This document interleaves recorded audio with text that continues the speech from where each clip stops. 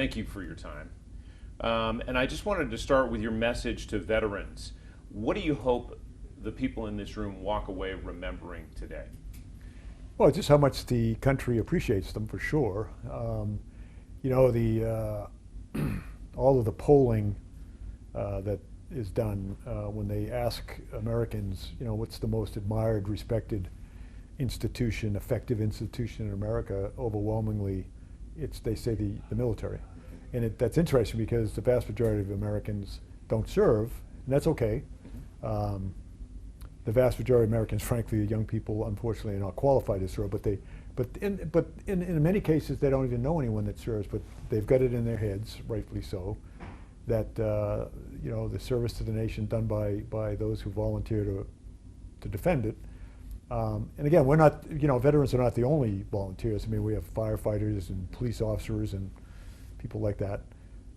But back on the military, that we are so well respected. But the thing I like to talk to veterans about is, you know, the vast majority of Americans that serve in the military, they do 4 years and get out.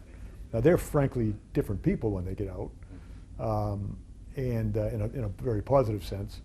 What we don't oftentimes think about or talk about is what the effect those veterans have on our society. In a positive way. I was, a few years ago, I was the head of the Department of Homeland Security before I started working at the White House, which was a great job, by the way, and great people. But I was up in Maryland, and there was a large, about several hundred anyways, fire chiefs from volunteer fire departments around the country. And most Americans don't know that at least city people don't know that the vast majority of firefighters are in fact volunteers. So they have to take time out to get trained and to serve, and you know, whatever, once, twice, 3 times a month. But they're volunteers. And just in the middle of the discussion with them, I said, just out of curiosity, how many of you are like Boy Scout and Girl Scout leaders? You know, 3/4 of them raise their hand. How many of you like coach soccer or pee-wee football or whatever? 3/4 of them raise their hand. I said, how many of you are veterans?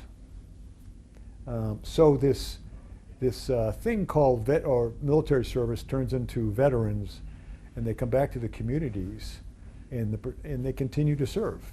I mean, you know, again, in community type things with their churches, or you know, a lot of our police departments and fire departments are in fact veterans. They get this service thing in the blood, and I think we ought to, and that's a message that the veterans in our country, who are also considered to be, you know, by the general population, to be really good folks. You know, again, the polling say that among, if you take the military out of it for a second, the people who are the most admired and respected tend to be in the workplaces and whatnot, tend to be veterans. And then when you do these interviews, they say, well, you know, do you know any veterans? Yeah, there's a guy that works with me on the floor in the factory I work in, and boy, he's the hardest working guy, always has solutions to the problems, he's quite a guy. So as veterans, again, the American public puts them as number one in the civilian community, if you will.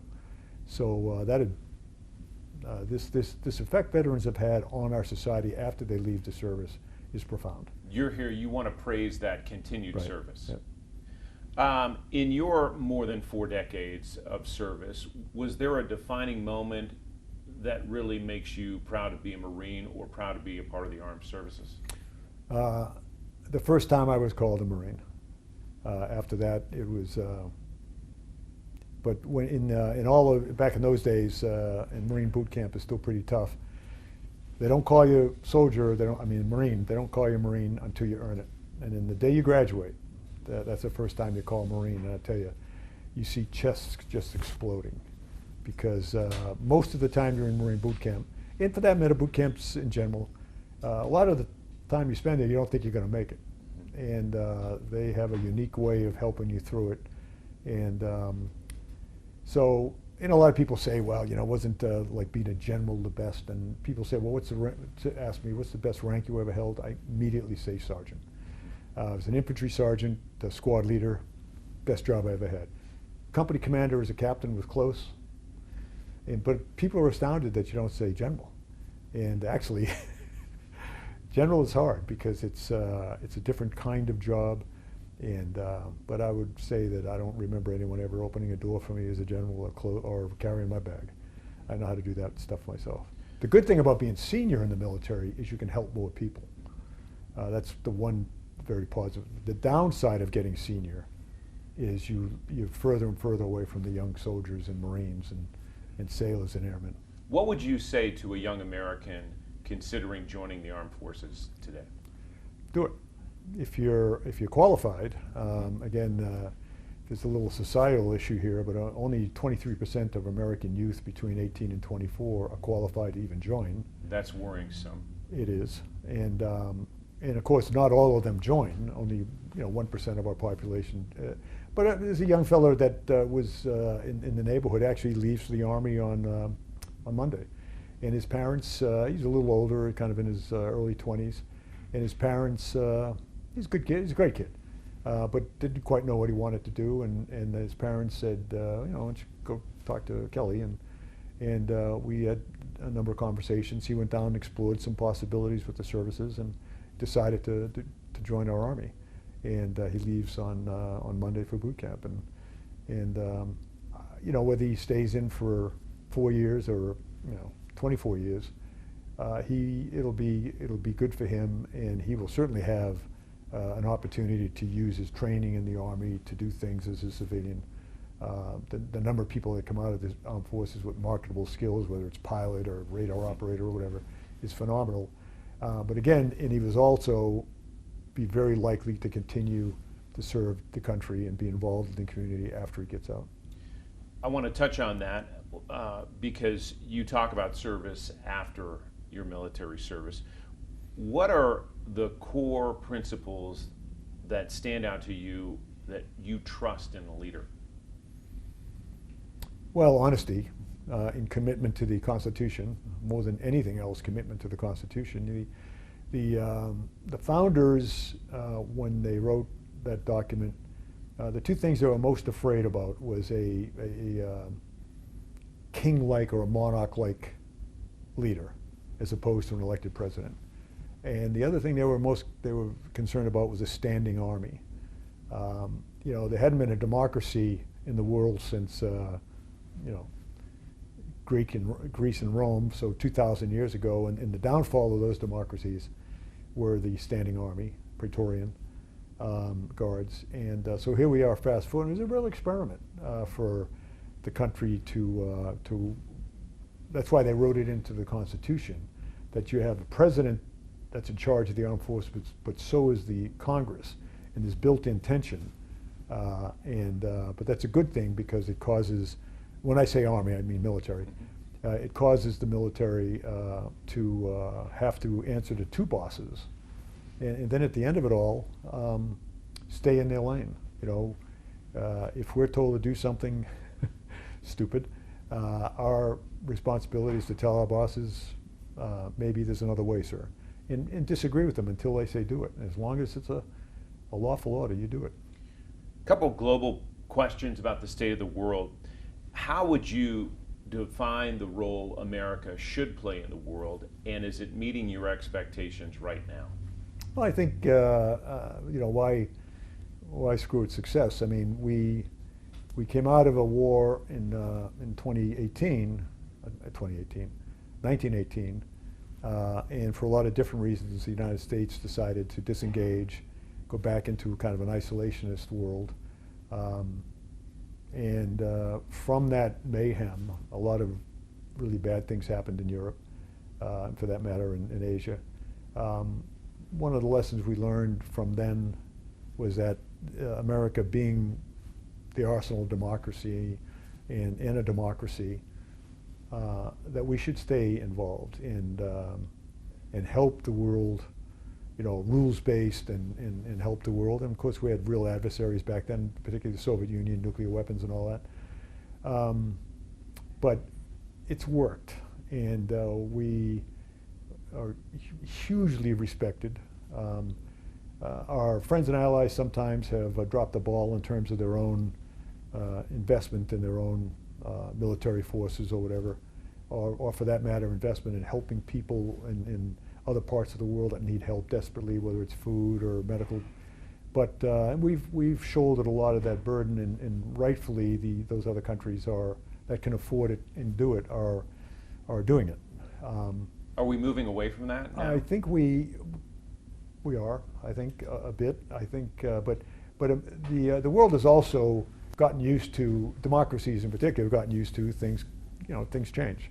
A particular president comes in and he's got his agenda, and theoretically working with the Congress, gets some of that agenda at least, and that agenda may not be good for, I don't know, climate, but new one comes in with a whole different view of it. So I think when our friends and allies have looked and said, boy, what's going on in America, they also know that they just have to wait. And we, at the end, what did Churchill say? We'll try everything until the last thing, and the last thing will work. And democracy is messy, but it's a great form of government. Are you comfortable with the role that the National Guard is playing on American streets right now, and the role that ICE agents are playing? Well, I think with the National Guard, they have a role for sure, and they have a role as working for the state as well as for the federal government.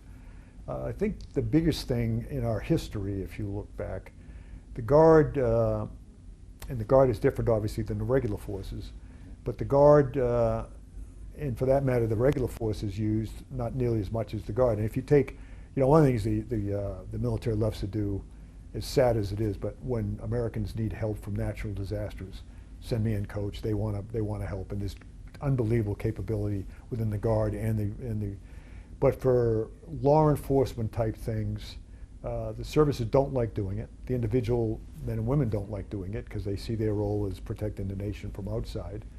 But if you're going to use people in that kind of uniform, whether it's the Guard or the active duty, I think it has to come with a request by the state, by the locals. I mean, we've used the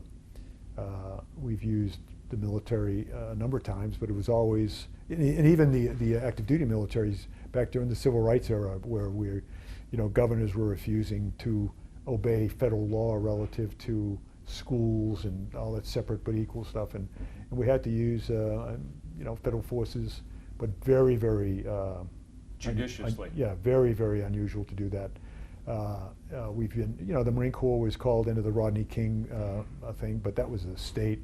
In the city of Los Angeles said we're desperate for help. So I'm hearing you're a little uncomfortable with the role they're playing now in terms of the National Guard. I think if the state and local folks have not asked, then I think there should be a better, a more clearer argument from the federal government as to why they're doing that.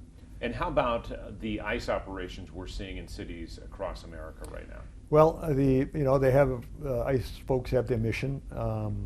There are federal laws on the books that the only reason they exist is to execute the federal law. One of the frustrations I had when I was at DHS was there was a lot of criticism of various things that ICE was doing in Customs and Border Protection down on the border.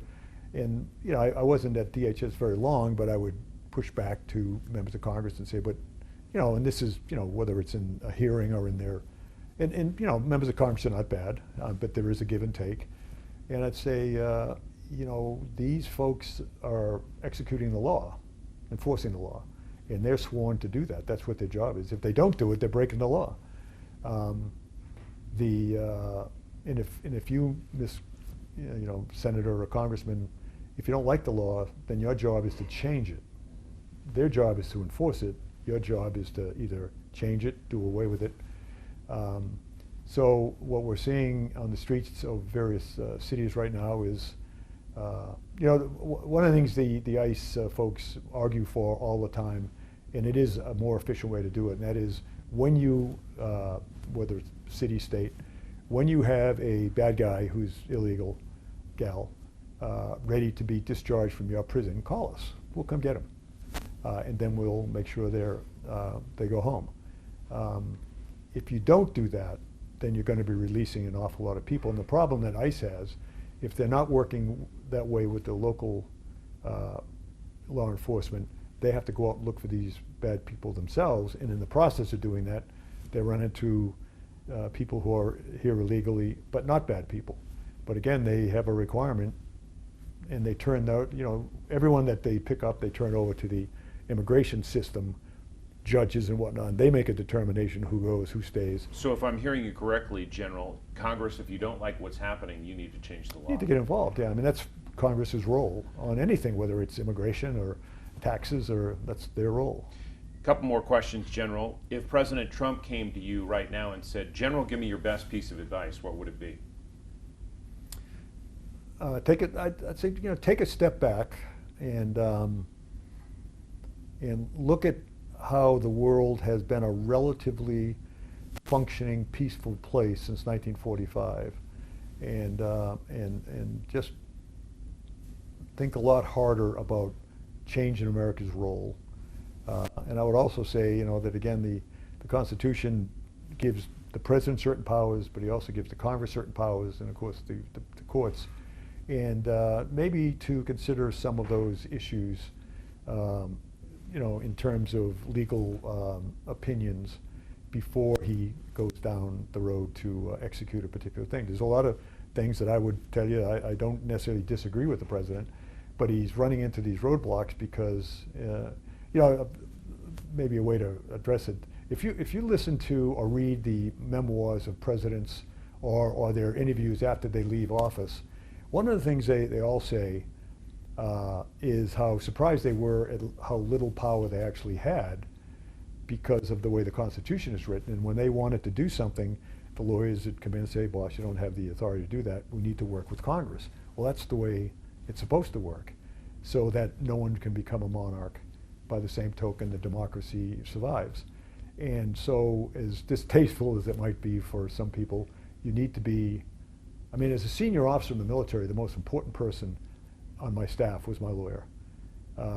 Not so much when I was a junior commander, but everything we did, whether it was in United States Southern Command or anywhere else in Iraq, my lawyer, hey, can I do this? Do I have the authority to do this? I'm hearing you say, Mr. President, listen to more people.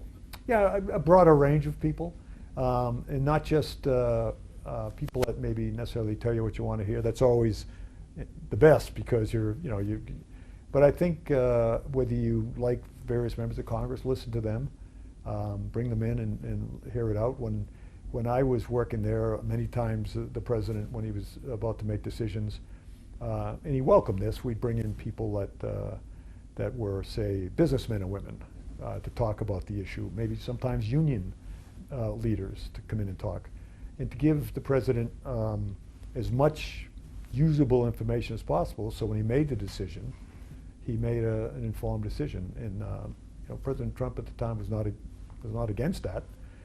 So I think the more opinions you get from a wider range of people, and then at the end of the day, he's the president. He makes a decision, so long as it's legal, it can be executed.